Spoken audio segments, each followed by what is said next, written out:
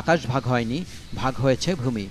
আর এই ভাগ সাময়িক আত্মতৃপ্তি দিলেও স্থায়ী দুর্দশায় ফেলে দিয়েছে সীমান্তবাসীকে। তাদের দুঃখের কথা অনেকেরই অজানা। প্রতিবেশী ভারতের সাথে উত্তর দিকের সীমান্ত বিবেচনায় এটি বাংলাদেশের শেষ বাড়ি। যাদের জীবন শুরুই হয়েছে আতঙ্কের মধ্যে বসবাসে, তাদের কৃষিকাজ নোম্যান্স ল্যান্ডে। সীমান্ত যখন উত্তপ্ত থাকে তখন নিজেদের নিরাপত্তা সঁপে দিতে হয় ভাগ্যের হাতে, যা এখন তারা ধরে নিয়েছে জীবনের স্বাভাবিক ঘটনা হিসেবে। ভয় ভয় লাগে, কিন্তু কী করবেন, থাকতেই হবে। মানুষ মারা যায় আমার নদীতে যখন পাথর তুলে, তখন গুলাগুলি যখন হয়। এর আগে এখন এই আমলে কোনো গুলাগুলি হয়নি। এরা দেশের সুবিধাবঞ্চিত সারির। প্রাকৃতিক দুর্যোগে সরকারি ত্রাণ পৌঁছায় না এখানে, আসে না কৃষি ভর্তুকির সুবিধা।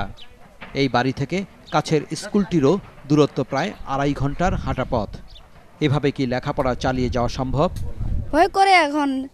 সেদিকে তো আমার জায়গা ছিল না, ঘর বাঁধার একটু জায়গা ছিল, তার জন্য এইদিকে যেহেতু সার্ভিসের আমার বাড়ি আছে, তার জন্য এখানে আমার বাবা নিয়ে আছে, কথা এখানে আমাদের বাড়ি ভালো থাকবে।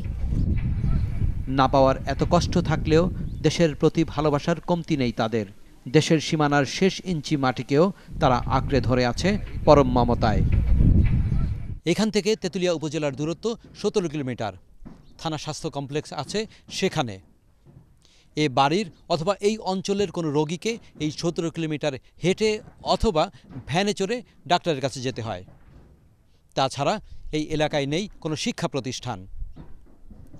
সীমান্তবর্তী এলাকায় বসবাস বলে তাদের এই অধিকার বঞ্চনা।